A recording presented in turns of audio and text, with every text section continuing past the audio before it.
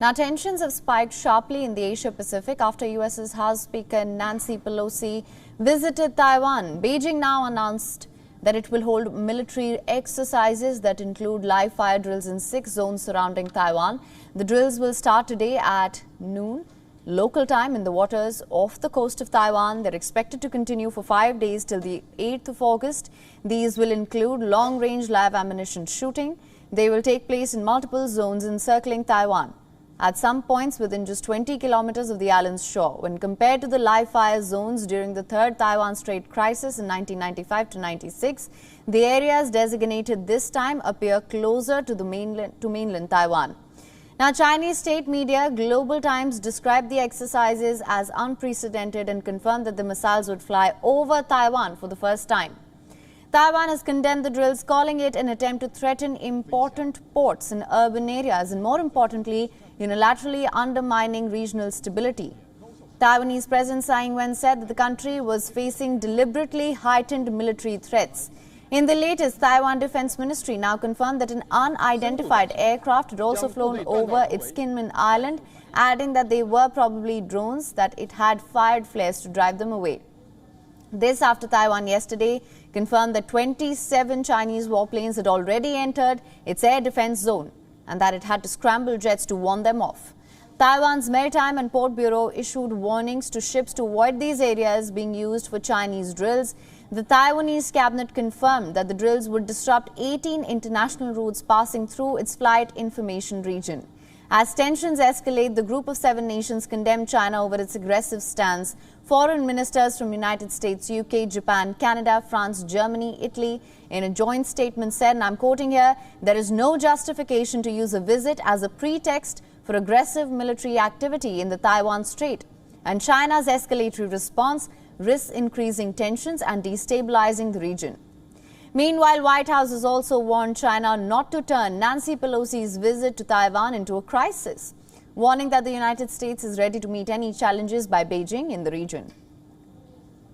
There is no reason for Beijing to turn this visit, which is consistent with long-standing U.S. policy, into some sort of crisis. There is no reason to do that. We have been very clear. There's no change in our One China policy, which is guided by the Taiwan Relations Act of 1979. That has not changed. And so, look, the United States will not seek and does not want a crisis here. But we are prepared to manage what Beijing chooses to do. The EU's diplomatic chief, Josep Borrell, condemned China's planned military exercises around Taiwan, saying that there is no justification for using this visit as a pretext for military aggression in the Taiwan Strait. Remember, China had on Wednesday accused the United States of violating China's sovereignty. Chinese foreign minister warned of relevant, resolute, forceful and effective measures.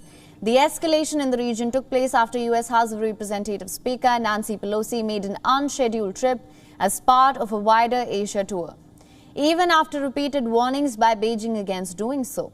The senior U.S. Democrats' visit was not approved by President Joe Biden, who had earlier said that the American military felt it was not a good idea amid heightened tensions in the region.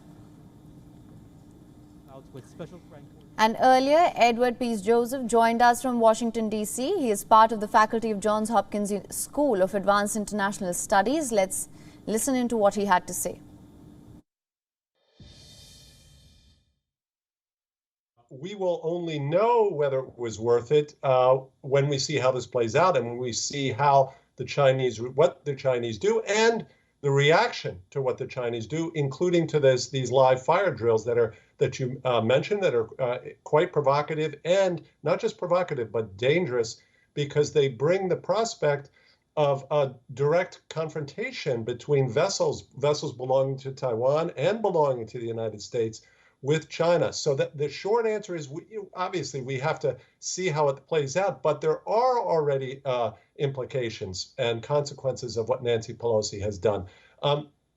It's very clear. She has strengthened the relationship between the United States and Taiwan. There's no question about that. And she has raised the profile of the Taiwan issue. She has in some ways internationalized the question of Taiwan and the question of its ability to peacefully remain in its current status without force. And here, this is really where the question of the U.S. position, you raised this, what does the U.S.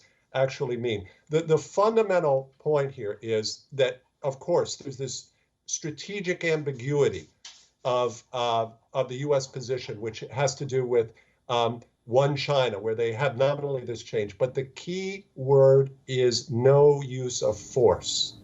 WION is now available in your country. Download the app now. Get all the news on the move.